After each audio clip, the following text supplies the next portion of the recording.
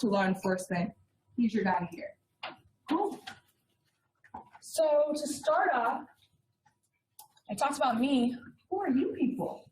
I want to know who you are, what you do here, if you've ever seen an overdose, and if not, how you might have been touched personally or professionally by substance use. Can we maybe start here? Okay. My name is Kirsten. I am a nurse practitioner. Okay. And I've seen lots of overdoses. Okay. Right. Jim Frank, also a nurse practitioner. It's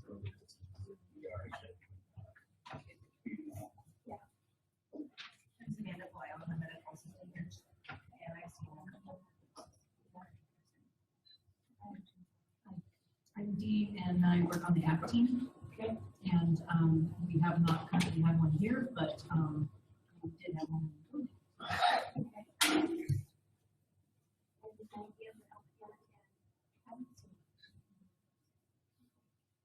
Hi, and I'm the front desk supervisor, so I have not seen. I'm Nancy Michelle, team supervisor and family therapist. Never had seen a overdose, but I expect it's a possibility that we will be integrated care. Teresa, this management, yes, I've seen overdose. Doris Smith, I work jail diversion and work in the county jail and yes, I've seen.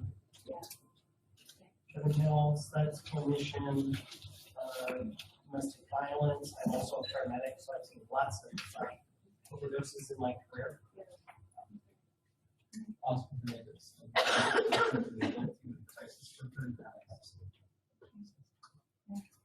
Sarah, I'm a PA. Okay. I'm a community health worker and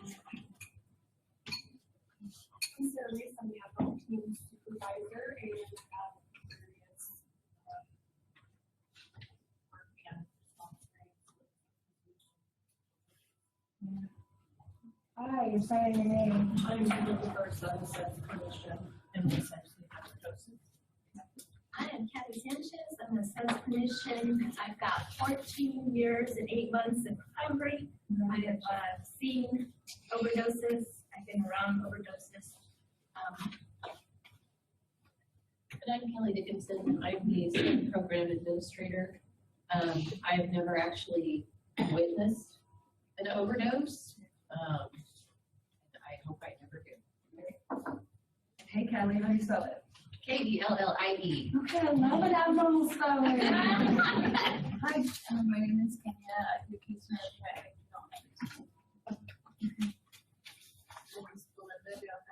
I'm a background care coordinator and an intern here, and I have I'm a program manager for the County Developmental Disabilities Program at IFC. My name is Andrea. I'm a mental health clinician on the adult team and the crisis team. While I've not witnessed an overdose personally, I've had lots of friends and family members. In fact, I've lost a few.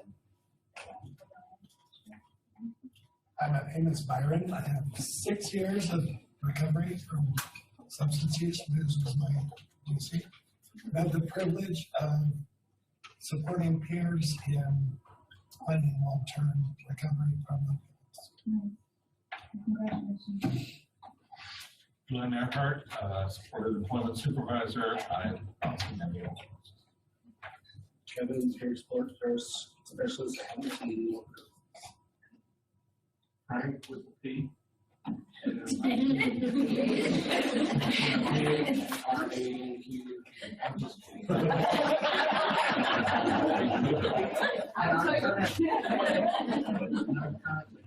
No. I've seen overdoses in the 60s and 70s. I won't say where. I saw it from the get-go. So, Yeah. I'm Cynthia, and I'm a peer support specialist stationed at our local drop-in center, and I have not seen an overdose. Where is the drop-in center? It's just right down the road a little ways. It's in a little strip mall in front of a business called D&B Supply. Okay. So we have between 20 and 30 people who attend the Job Center, and we provide groups and activities and group counseling. My turn. Michael, I work with the crisis team and I've seen. Charlotte Buxton, the support of employment. I've not seen it. Marcy Shaw, and I am the registered nurse at the Recovery Center. My prior employment was ER setting and critical care, and I've seen. There's the full now, and then the association of Diane Smith, mental health clinician with the child and adolescent team, and I would say, I would say the word yet. Right, goodness, stop saying yet, people. My name's Heather Brown. I'm in compliance here, and I have not seen an overdose in person. Okay. I'm Tammy with compliance, and I have not seen. I guess that supported employment, and I have encountered several overdoses. Leanna Woodard, supporting employment, and I've had personal experiences with overdose. So thank you for being open and vulnerable and sharing that. I always start there because it makes sense why I'm here, right? Because this is not some way over there, not in my backyard problem. It's here. And the fact that the overwhelming majority of the people in this room have witnessed it tells me both you might have some of these skills already, but also that carrying Narcan is essential. I also like to ask that question to get a feel of where people are in terms of departments, locations, and stuff to figure out where this medication needs to be, what that there needs to be in. My hope is that everyone in this room can leave with a kit today for your person. And we're going to be supplying a lot of Narcan to Lifeways, both here and remotely. So I want to get in contact with the people who might be leading the charge in different cities, because I would love to get you Narcan for your residential centers, crisis teams, etc. So I would love to ask the same question about who's joining us remotely so I can get a sense of who's who. I see Pendleton's here.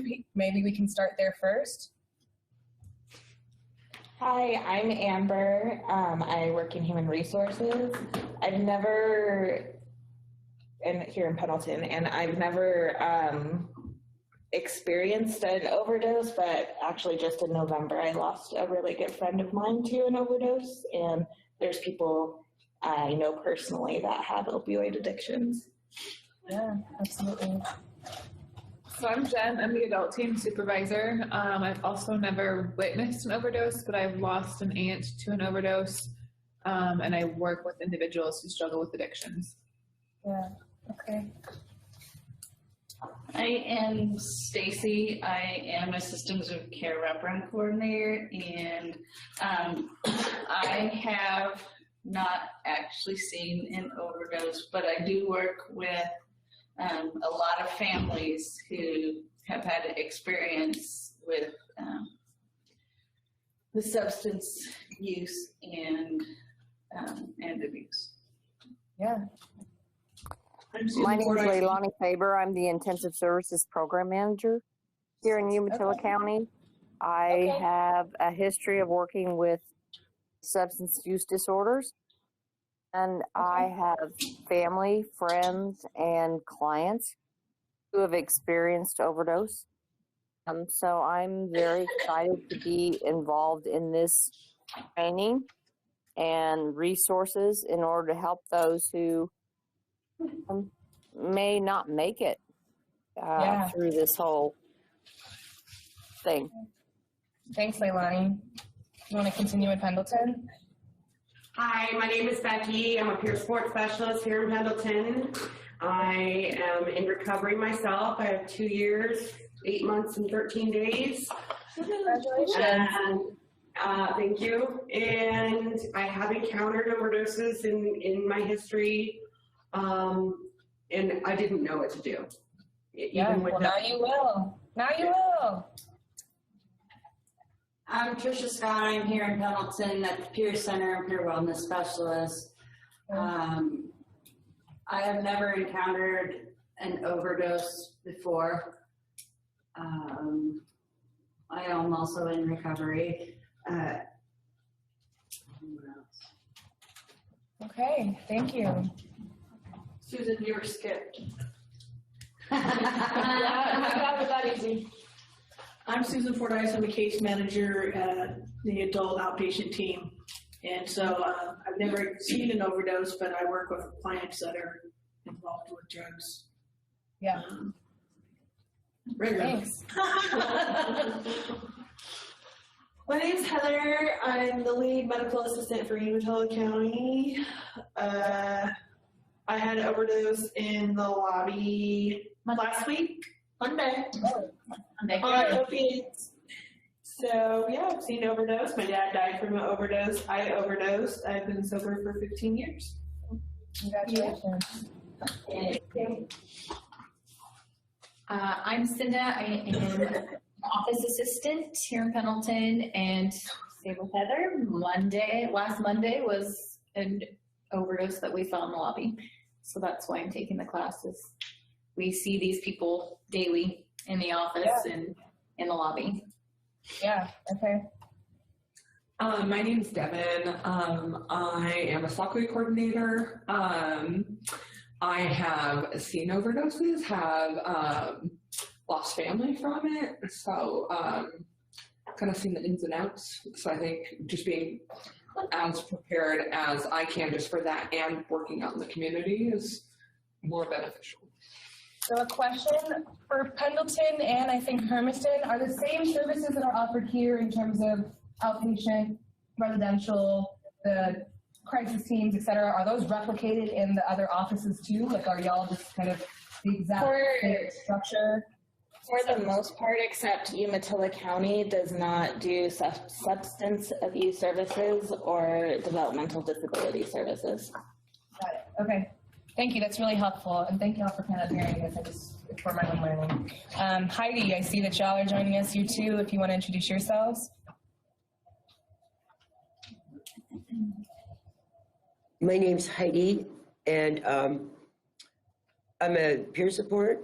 I work at the Western Idaho Community Crisis Center here in Caldwell. And a couple weeks ago, we had a kid come in, and he was right on the edge of it. And recently, my mother-in-law experienced an overdose on tramadol, and I have been sober, as of today, 1 year and 7 months. Okay, go off, Heidi. Who are you joined by? Hi, I'm Mary. I'm a EMT with the Western Idaho Crisis Center. I'm contracted with Victory EMS, and I also do reserves for Ada County. And I have seen plenty of overdoses. Yeah, thanks for being here. Kristen? My name's Lily. I am an office assistant here in the Hermiston office, and I've seen one overdose in high school from a fellow classmate. Yeah, okay. Terry Gray, therapist here in Hermiston. Before becoming a therapist, I got a psychiatric technician license. So I worked at a lot of inpatient psychiatric programs, probably 10 different ones over the years. Been doing this for 35 years, but I've never encountered an overdose.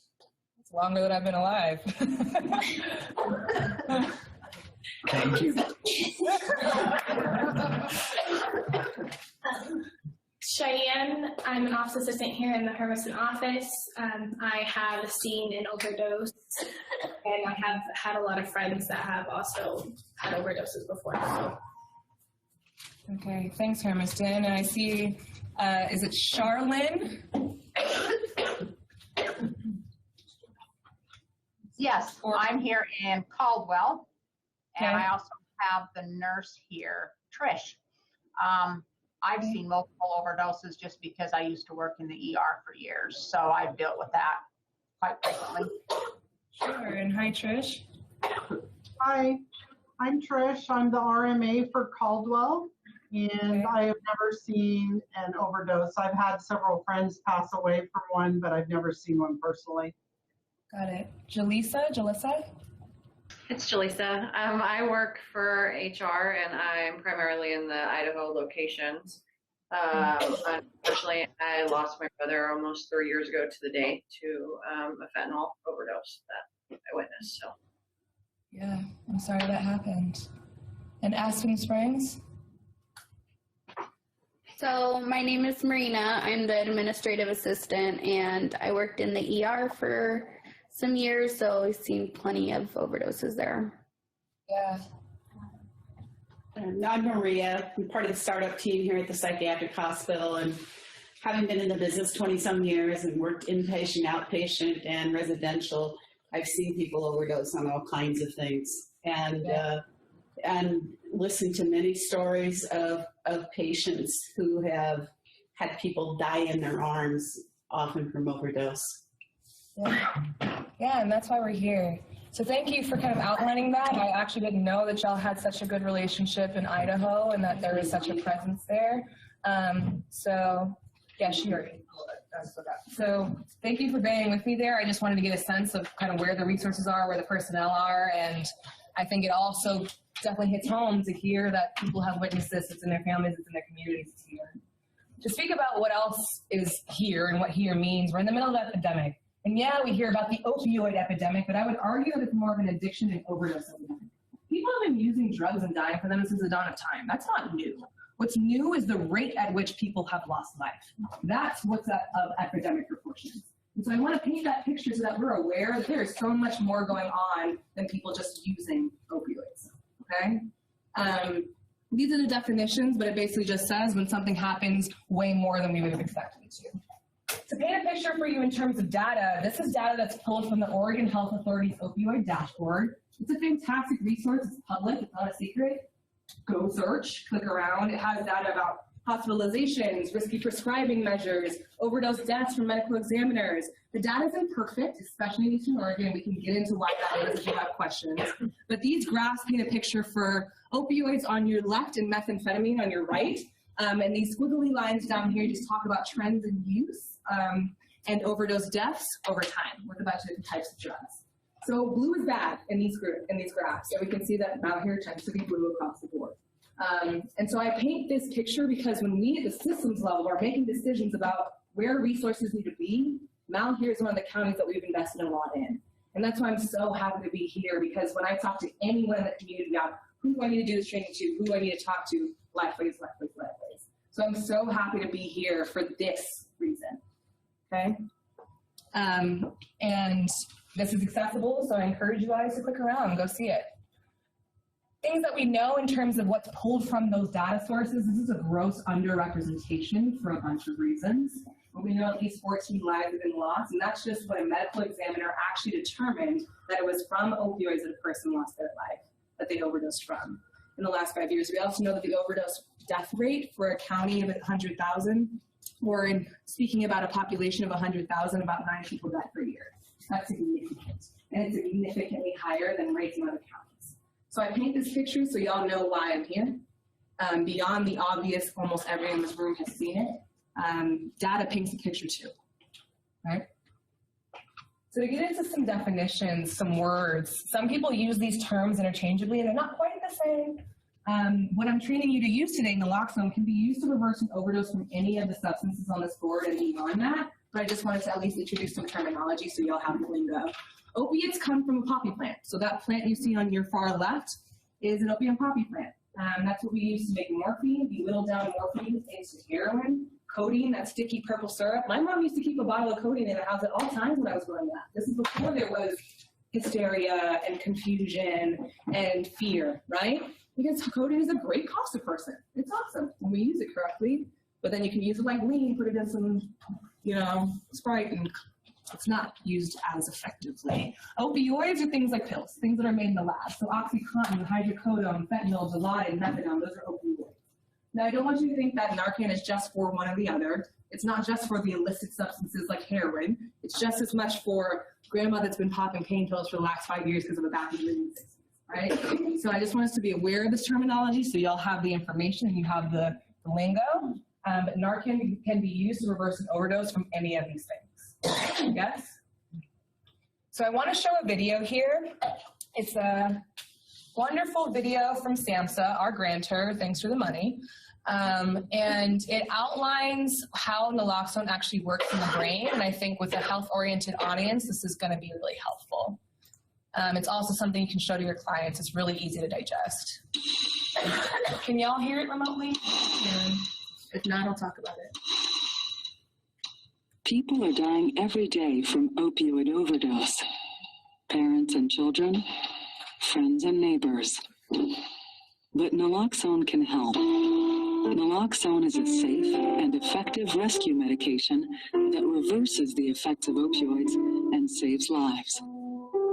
To understand how naloxone can stop and reverse the effects of an opioid overdose, it's helpful to see how opioids work in the body. Opioids are agonists. This means they bind to and activate specific receptors in the body, including the brain, brainstem, and spinal cord. When these receptors are activated, people experience the effects produced by opioids, such as pain relief, euphoria, calmness, relaxation, and slowed breathing. Taking too many opioids causes so many receptors to fill and activate that breathing may become dangerously slow and even stop. This is how an opioid overdose happens, and this is where naloxone can help. Naloxone has a strong affinity to opioid receptors, more so than most prescription opioids and heroin. But unlike opioids, naloxone is an antagonist.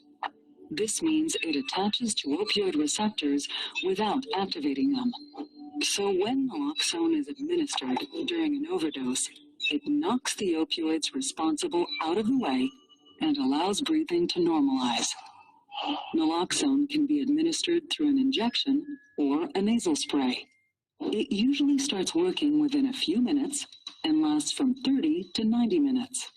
While one dose of naloxone can reverse an overdose, sometimes multiple doses are needed, especially in cases involving extremely potent opioids like fentanyl, or opioids that stay in the body longer than naloxone. Naloxone is very safe in single or multiple doses.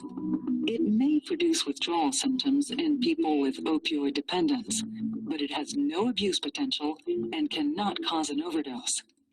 It's important to remember that naloxone is opioid specific. It has no effect on an overdose caused solely by non-opioid substances like benzodiazepines or alcohol. At the same time, people shouldn't be afraid to use naloxone when the cause of an overdose is unknown. If opioids were not involved in an overdose, it won't cause any harm. If opioids were involved, naloxone can save a life.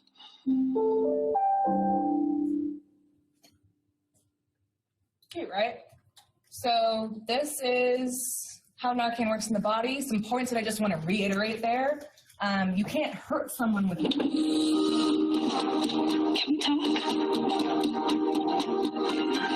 Can we talk? Can we talk? That's on brand. Okay. So Narcan can't hurt you. So if a person has other drugs on board and you give it, you're not going to hurt that person. You also can give multiple doses without fear of hurting them. You can't OD on Narcan. So if someone is down and out, you don't know what substances might be on board, your threshold for using it is incredibly low. You can't hurt someone and you can't OD on it. Like the video said, it takes a couple minutes to kick in, not even that, and it can hang out in your system for about a half hour to an hour and a half. And so if you say you did everything right, you gave Narcan, they're breathing again, fantastic, they can still slip back into an overdose, and that's the reason why you call in backup, and I'll tell you what those steps look like. Another last point that I want to harp on is that it won't touch substances like benzodiazepines, like Xanax, Valium, alcohol, stimulants like meth and cocaine, okay? But you're not going to hurt that person, so that's why your threshold for using it is very low. Any questions after seeing that video? Okay. Can I just add something? Yeah. So my knowledge is that when you do administer this and you come out of that, they're usually aggressive. So I'm going to talk about that. Okay, good. Sit with that, let it marinate. I'm going to get to there. Yeah. Yeah, but it's possible. Absolutely. So I talk about meth in these talks because, yes, we're talking about naloxone, but my coworker makes a joke that while we've been putting all this energy and resources behind opioids, meth has been in the corner doing push-ups. So I think it's necessary to talk about meth if we're talking about drugs. There are a lot of different ways that people can do meth. You can get it into your system a lot of different ways. can snort it, you can smoke it, you can shoot it, you can stick it up places. And so I just want you to be aware that if someone says, I do meth, that might look like might look like a bunch of different things. Okay, it's up to you as service providers to ask. It can stick in your system for around a half day to a day and a half, and you can still pop positive on a urine drug screen about 3 days after use. It's also called a bunch of different things. These are names that I've heard. I got my start in this space working in needle exchanges, like handing out needles on the freeway overpasses in LA. So that's my vibe, and these are what I've heard in the streets. One of the things that I've heard from doing these trainings is brown sugar, because it literally looks like sugar in the raw these days in Eastern Oregon. So if someone says, I do meth, I do speed, I do tweak, I do Tina, they may all be talking about meth. It just might mean the color. It might mean the dealer. It might mean the form. Like some people call it speed if it's a powder that they snort. So it's up to you to ask the question, what do you mean?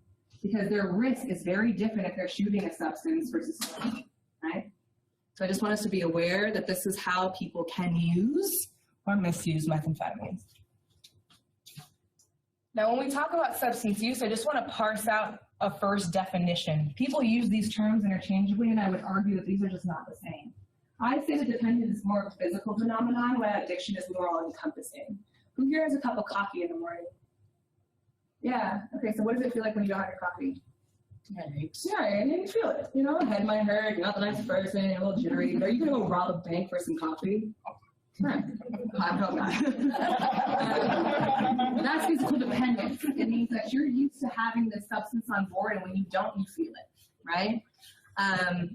Addiction is when your entire world is that coffee, right? Or that behavior, where everything you do is centered on getting to that first high or avoiding being sick in withdrawal. Where every breath you breathe is to make sure that you are not sick. Where every step you take is to get to that high. That's a way more all-encompassing process. So I want us to be sensitive.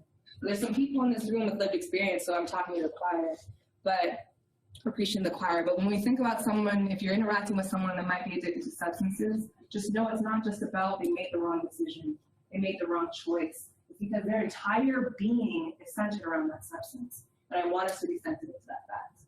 Okay? Any questions there? So I want to also point out that acute intoxication, when someone's high, can look like a bunch of different things. We've heard of the topic of like a functioning alcoholic.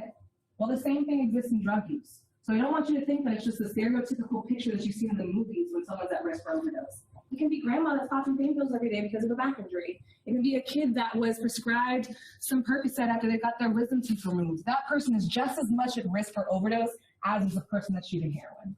And I want us to be cognizant of that fact. I want us to be aware that people along the entire spectrum are at risk for overdose. Narcan is not just for the stereotype of the heroin user. Yes?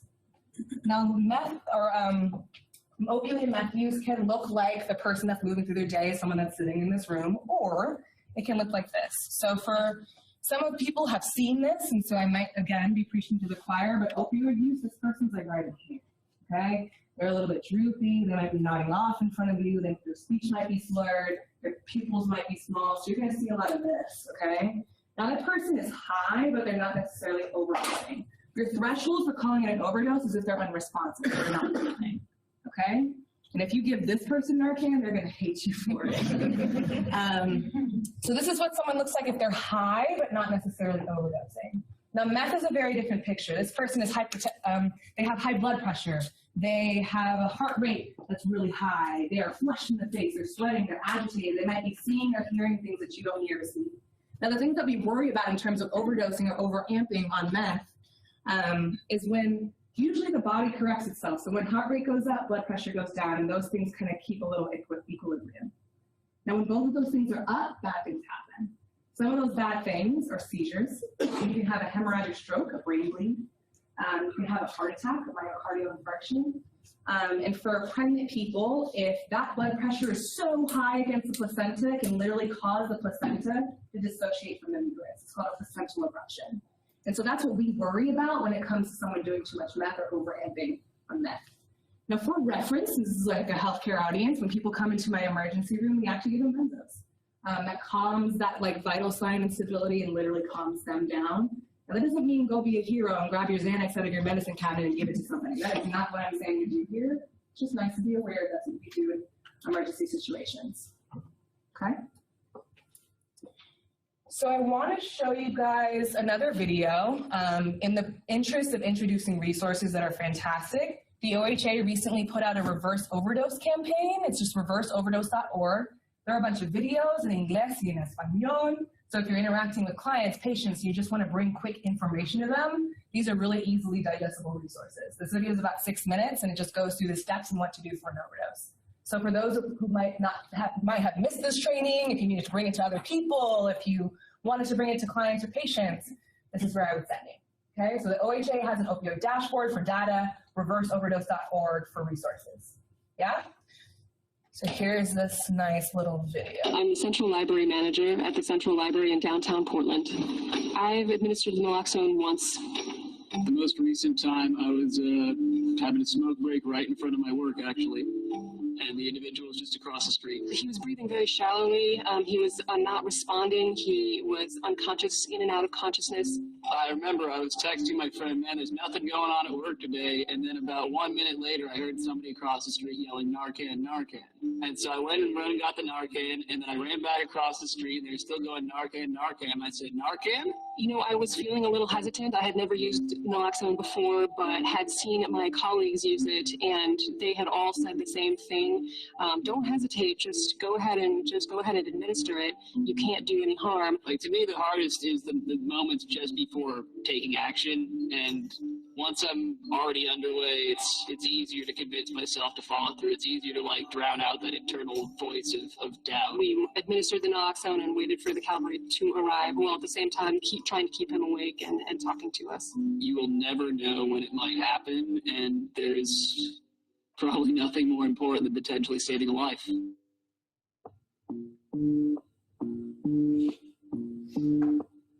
Here are signs and symptoms to look out for to identify an overdose. The person is unresponsive or unconscious, and their body is limp. They have slow, shallow, or no breathing. They're making snoring, gurgling, or choking sounds. Their fingernails or lips are turning blue or gray. If you think someone is experiencing an opioid overdose, check to see if they're breathing. Look for their chest rising and falling. Put your ear near the person's face to listen and feel for breaths. Try to wake the person up by shouting and tapping them on the chest. If they don't respond, call 911 immediately and say someone isn't breathing. I think they may have overdosed on opioids and I have naloxone. Support the person's breathing with rescue breathing and chest compressions. If you're willing and trained, provide rescue breathing for 2 breaths. Clear the airway, make sure it's not blocked. Place one hand on the person's chin, tilt the head back, and pinch the nose closed. Use a face mask, or place your hand around the person's mouth to make a seal and give 2 slow breaths. The person's chest should rise, but not the stomach. Do chest compressions for 2 minutes. Place heel of one hand over center of person's chest. Place other hand on top of first hand, keeping elbows straight with shoulders directly above hands. Use body weight to push straight down at least 2 inches at rate of 100 compressions per minute. If they still don't respond, administer naloxone. Naloxone only works on people who have overdosed on opioids, so there is no danger in administering it to someone who hasn't overdosed. To be safe, if the person's appearance matches the signs and symptoms of an overdose, it's best to administer naloxone and wait until emergency responders arrive. If your naloxone kit contains Narcan nasal spray, here's how it works. Hold the device with thumb on bottom of plunger and 2 fingers around the nozzle. Place the tip of the nozzle in either nostril until your fingers touch the bottom of the person's nose. Press the plunger firmly with your thumb to release the naloxone into the person's nose. Continue rescue breathing and chest compressions, as it may take several minutes for the naloxone to come into effect. If the person does not respond within 2 to 3 minutes, administer a second dose. Additional doses may be given every 2 to 3 minutes until the person responds or emergency help arrives.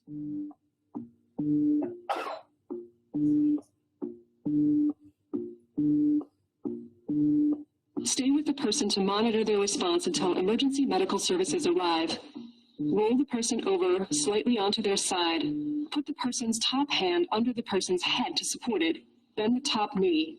This position should keep the person from rolling onto their stomach or back so the person does not choke if they vomit. If they wake up, keep them calm and tell them what's happened. They'll probably be disoriented, upset, and feel very ill from opioid withdrawal. Signs of opioid withdrawal include body aches and fever, irritability and restlessness, vomiting, diarrhea, shivering, and sweating. These symptoms are uncomfortable but not life-threatening.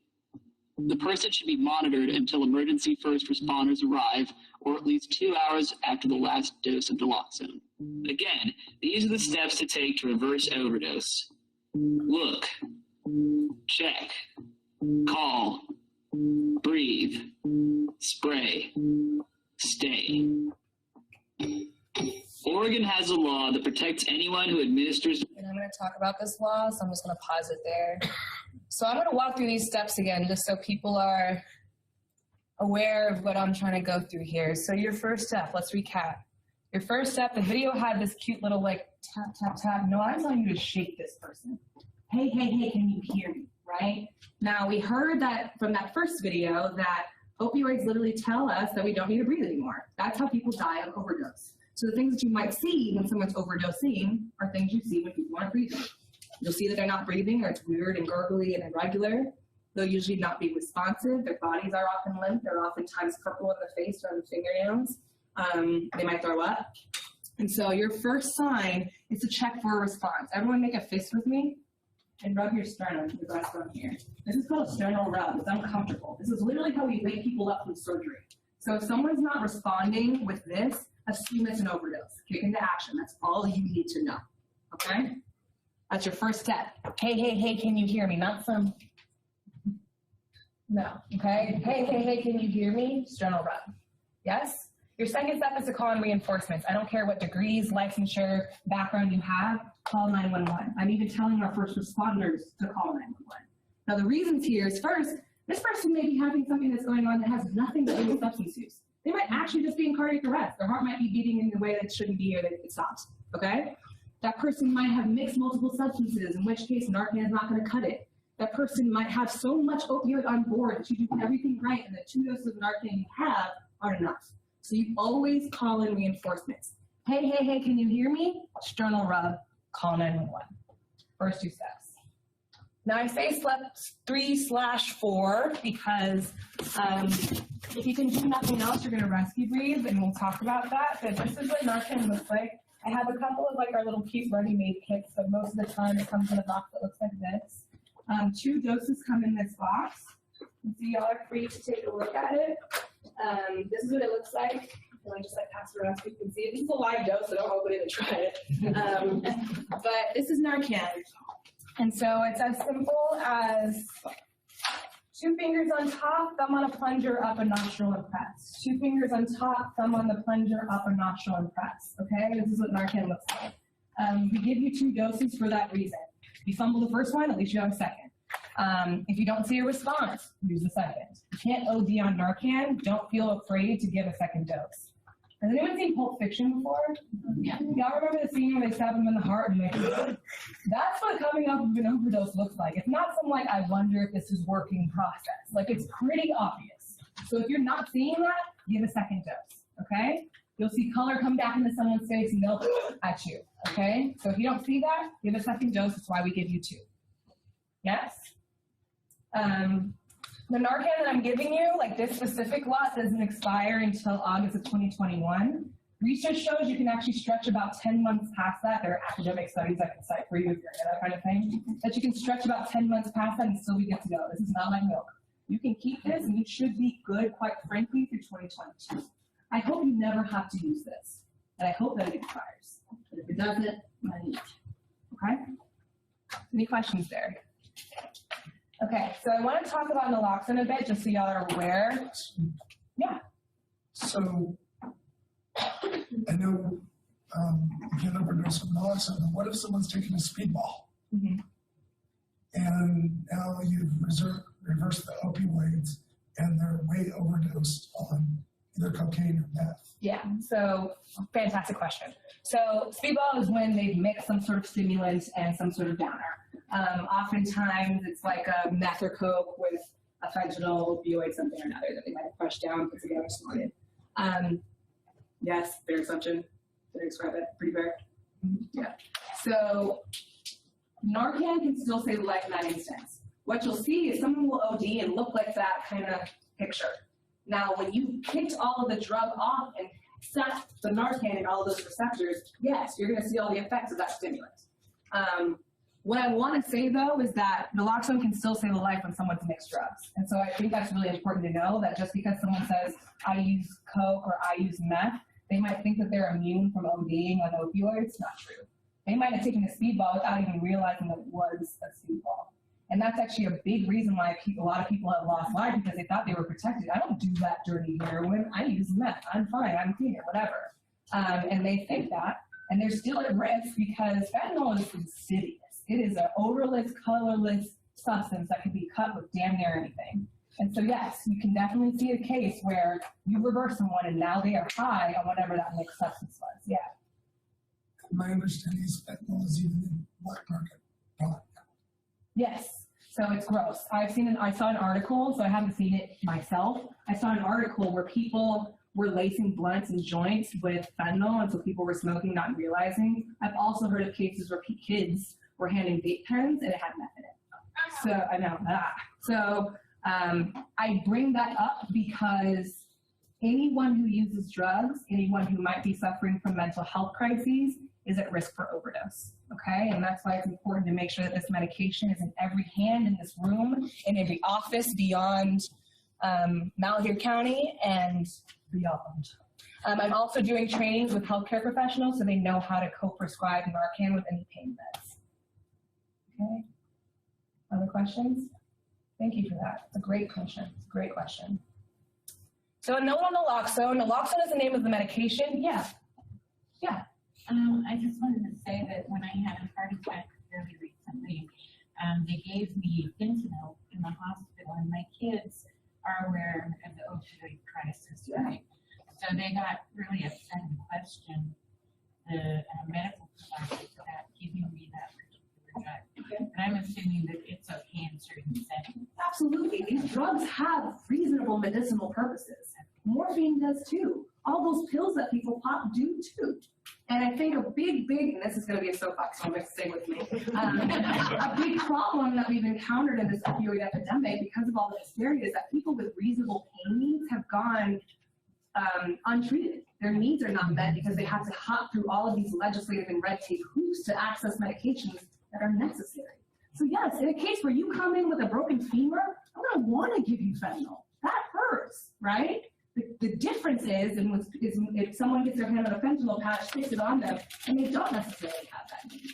If a person who's never encountered an opioid before pops many pills, that person can overdose. And quite frankly, people can overdose if they're taking it as prescribed. So I think there's a lot of nuances there around this epidemic and why it's an issue that people are shoveling all these resources into saying don't use these drugs, because they have reasonable purposes too. My kids have told me that with meth, is like a one-time kind of drug. You use it one time and once it's continued. So there's a worry about some drugs like the fentanyl. If they give it to me one time, is it something that I'm going to need? Okay, so yeah, so I don't want to get too much in the weeds there because my answer is yes and no. I think it has a lot to do with your physiology, your genes, the nature versus nurture argument of what you were raised in, your psychosocial protective and risk factors, whether or not you might become an addict after one-time use. There's a lot that has to do with whether or not someone can take a drug once and be hooked. And if anyone wants to share personal experience, I welcome it in this audience, but a lot of times that I've heard, it was like I had that one first high and damn it, that was all I needed. So there's nuances there, but to answer your question, yeah, it's possible that after one use you could become addicted. Now addicted is a different concept than physically dependent, right? And so I think that even if you're being prescribed medications, you're taking them as you need, as was prescribed, what you need might increase based on tolerance and physical dependence. Yeah? Okay. So naloxone is the name of the medication. Narcan is just the name of the specific brand of nasal spray. So naloxone actually comes in a couple different forms, and I want to make you aware. The first is this nasal naloxone. It's like this finicky atomizer. You have to assemble it and crack something, and it's just a little antiquated and kind of OG, so we don't use that one anymore. There's an injectable one where you draw it through a syringe. That's oftentimes what they use in hospital settings. It's given intramuscularly. You can even give someone an IV drip of naloxone. I heard a case where a guy swallowed all his pills in a stash just to get busted by police, and he literally was on an IV drip of naloxone. So again, you can't OD on Narcan. Auto injector is real sexy. It goes over the clothes, it talks to you, you get dose delivered, but it's literally $400 to $600, so we're not using that one either. Straight cash price, if you walk into a pharmacy, first of all, you can walk into a pharmacy with or without a prescription and leave with Narcan. The county, what I've called pharmacies in Malheur County, they oftentimes carry the nasal Narcan and not these other forms, at least you're aware that these exist. You can walk in with or without a prescription, say, I want Narcan, and leave with it. If you're covered by OHP, if you're on Medicaid, you can leave with it for free. If you're commercially insured, that price may differ. For me, I'm insured by MODA, it was a $25 copay. I went into a CVS in Portland and tried it myself. They asked for my name. They asked if I had a doctor, and that was it. And they gave me a brief training. It was like, so like, if someone's like dying, stick up their nose and press it. Is that good? And that was kind of it. So this is a little more involved. Yeah. Do I need a prescription to get it? No, you do not. No, you do not. You can walk in without a prescription, and by Oregon state law, pharmacists are allowed to prescribe. OHP covered. Right. No. Yes. Okay. So yes. You can walk into a pharmacy if you're covered by OHP without a prescription and leave with it for free. Yes. Straight cash price, you're uninsured, you're undocumented, you don't want to go through insurance, whatever. This injectable is about $35 to $45, but oftentimes pharmacies aren't carrying this. The Narcan is about $120 to $150 over the counter, and this is like $400 to $600. Did you have a question here? Oh, I was just wondering if our pharmacy is going to start carrying it. I think we are working on that. They do? Cool. Yeah. Cool. Yeah. Yeah. So that's naloxone. Any other questions about naloxone itself? Yeah. How you dispose of it? You can just throw it away. So this is just one dose. When you saw this is just one dose. So you give it, dose is empty. This renders no other use. So it doesn't have the same thoughts about how you dispose of antibiotics and resistance, et cetera. We gotta go. Okay, thank you for being here. Appreciate y'all. And so yes, this is just one dose. Other questions? Okay. So your next step, if you can do nothing else, you left your Narcan in your car, you don't know what to do, you are out somewhere in the boonies and help people arrive for a while, breathe for this person. That is the best thing you can do. Opioids tell us that we don't need to breathe anymore. So that's why it's important to breathe for a person. What you're going to do, are people in here CPR certified? Show of hands for who is. Most people are. Fantastic. So quick refresher, you're going to tilt the head so that you can open up the airway. It's a lot easier to breathe in here than it is in here. Imagine I'm laying down on the floor. I'm going to tilt the head. I'm going to pinch the nose so that air is only traveling in and out through the mouth and not through the nose. And I'm going to mouth to mouth. I'm going to breathe for them.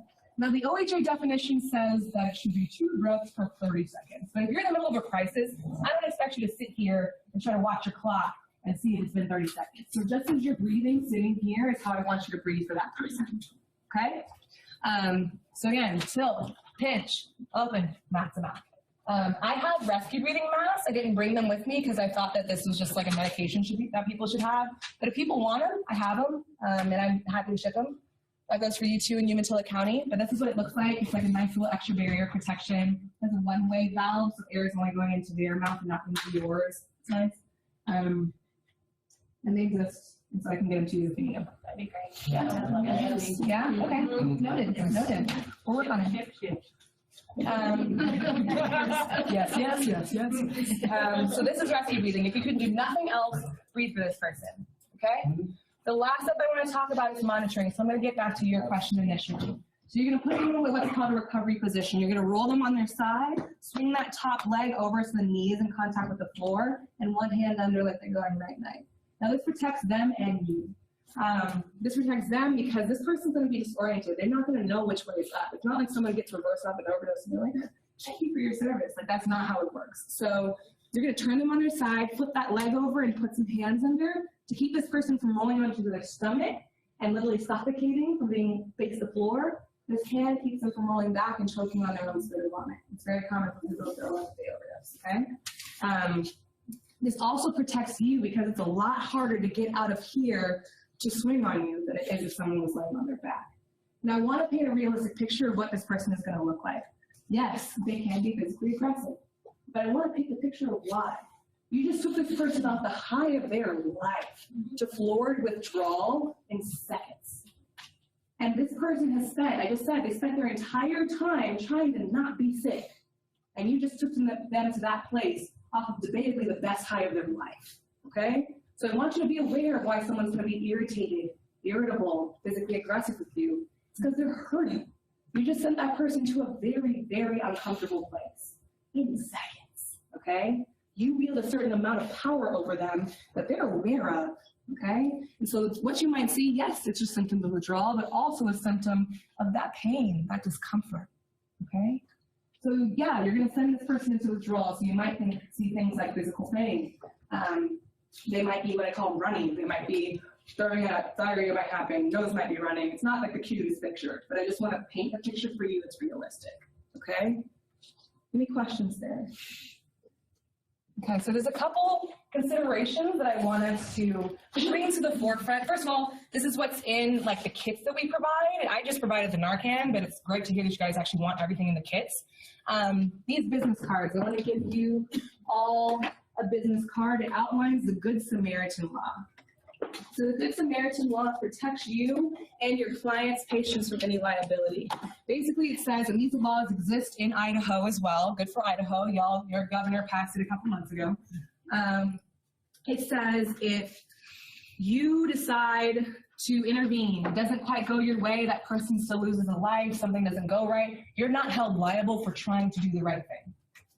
Okay? It also says if I'm using drugs with a friend overdoses, police show up, I can't be arrested for sticking around to help that friend, no matter if I had outstanding warrants for possession or drug paraphernalia. Okay? Are we clear there? So this protects you, so feel free to act. You're protected by Oregon and Idaho state law. It also protects your clients. If they're interacting with someone, tell them to stick around, tell them to rescue breathe, tell them to use Narcan, because they can't be caught by police for trying to do the right thing. Okay? Thank y'all for being here. So that's what this that's what this Good Samaritan Law says. I'm happy to provide these resources, business cards, to anyone in Umatilla, and as well as Idaho. I'm around this week, so Idaho, if y'all want to holler at me, I'm flying out of Boise on Saturday. We can talk. Other things that I want to just bring up. Have we heard of this term before? Harm reduction. Okay, I would hope that this is an audience that has heard this word before. You know, a law enforcement audience hasn't, so that's why I introduce these things. Harm reduction is a philosophy that says if people could snap their fingers and be off the most addictive substances known to man, they would. That's just not quite how it works. And so I would rather reduce harm along the way to them getting to that better place. If that's abstinence, MAT, sobriety, recovery, whatever that is, I just want to reduce harm along the way. So the person used to put back a fifth of vodka a day and now they have a couple beers, they've reduced harm. If someone used to inject heroin and now they smoke weed on the weekends, they might not be sober by your definition, but we reduced harm. If a person's actively injecting drugs and they go to the Ontario or the Malheur County Department of Public Health and they ask for clean needles, they're still using, but they've reduced harm. Are y'all with me? So that's what harm reduction says and what that is. And if we're talking about naloxone, we need to mention this term. Because naloxone is harm reduction. The harm in this case being death. You can't get treated when you're dead. Okay? Other things that I want to bring up is this term, trauma-informed care. Have you heard of this before?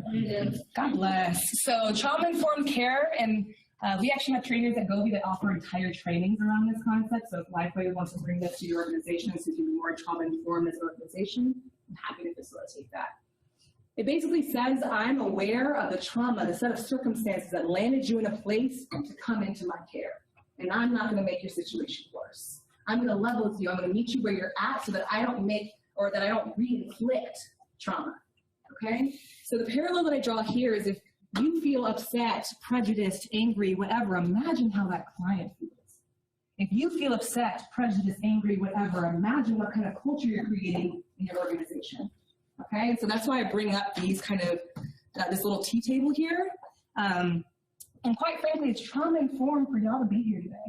You're aware that you might run into something or you've already ran into something, and now I want the information, I want to be informed about that trauma. So good for y'all. Okay? The other things I just want to mention, people who use drugs use a lot of them. We have this moment about a speedball. It's very common. So it might muddle your sense of sobriety. Someone who used to shoot heroin that now smokes weed might consider themselves sober. And it's not necessarily up to you to determine what sobriety means for someone else. Now, you can have your ideas. There's court-mandated stuff. Yeah, there's risk associated with drug use. I'm not a fan of meth. I don't think drug users are fans of heroin. I think what we should see and know, though, is that sobriety might look different for different people.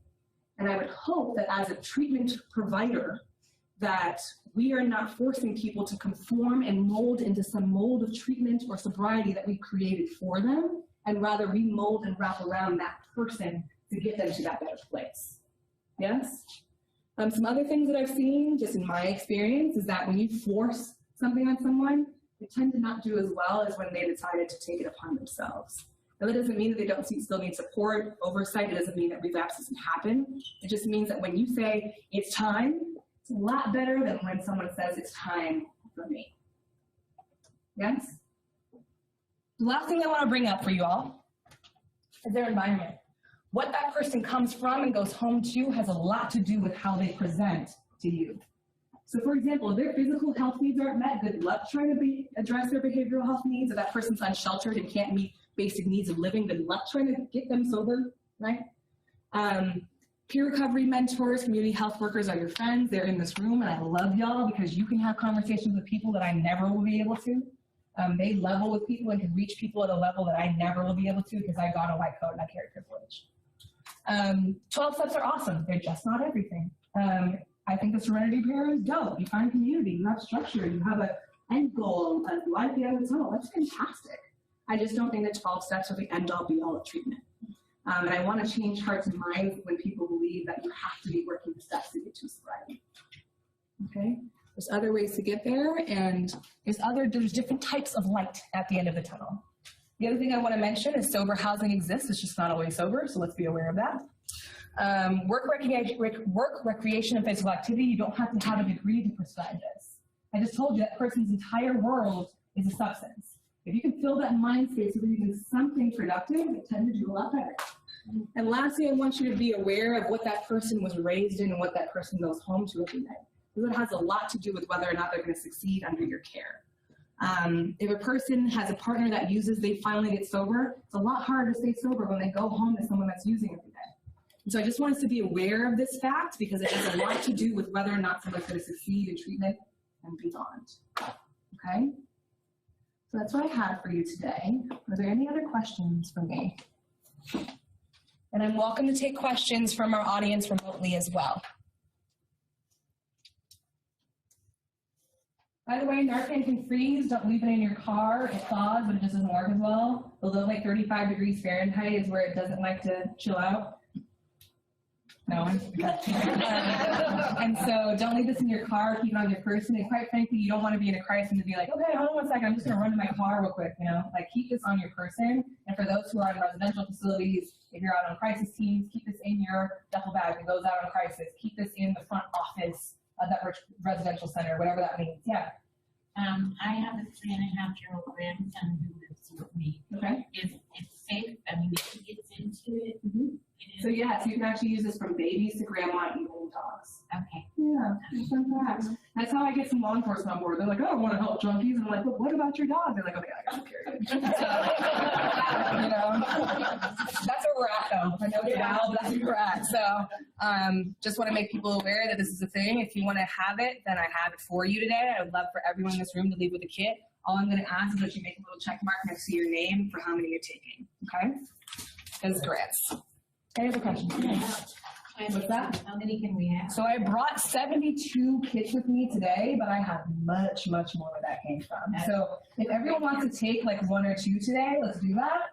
and then I'll coordinate with Heather and Dina and folks to ship some to you all in other places and other beyond. Yeah. Our acting, I don't know how that can go primarily in the community.